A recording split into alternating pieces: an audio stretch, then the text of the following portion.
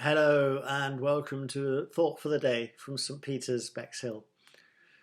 Three vicars were out in a boat fishing on their day off. They were talking about the importance of listening and decided they were going to confess to each other their shortcomings. One asked another, "So what is something that you have a problem with?" The first one said, "Well, alcohol. I like to take to the bottle a little too much sometimes." The second one said, "Well, I have a problem with lust. I desire every woman I see." There was a pause, and then one of the others asked the third one, "So what is something that you have a problem with?" The third one replied, "Well, gossip. And I can't wait to get back to shore." Listening is very important in the right way. And to listen, we need ears. Time and again, Jesus says, "Let those who have ears hear." And yet we take our ears completely for granted, at least until they cause us problems. But think for a moment what an amazing organ God has created in our ears. In comparison, the most complicated computer is little more than a concrete mixer.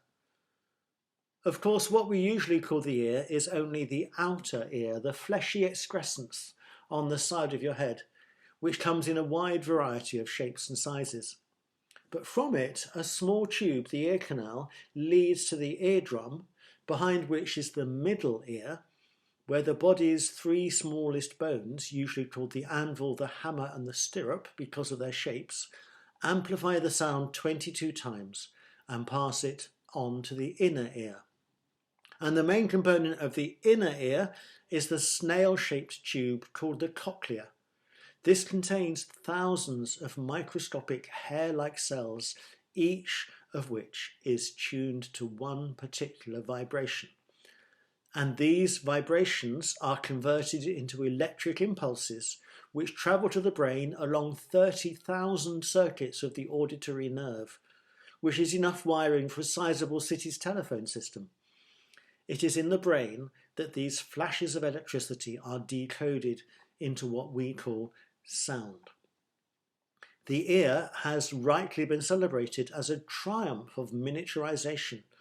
Think what all this does in such a small space. It converts the smallest vibrations in the atmosphere into the most complicated noises and words. We can enjoy the most beautiful music, listen out for dangers and enjoy the sounds of birdsong. We can also express the most sophisticated ideas through these tiny vibrations. And other species can detect an even wider range of sounds than we can. All this from a funny shaped thing on the side of your head. And this is just one of our five senses, 6 if you include common sense. We take something so completely amazing completely for granted.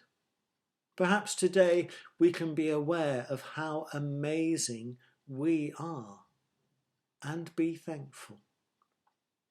So Lord, help us to use all 6 senses to our fullest ability. Help us to see, hear, smell, taste and feel the world around us, and to use our common sense to look after it, to see you more clearly, love you more dearly, and follow you more nearly, day by day. Amen.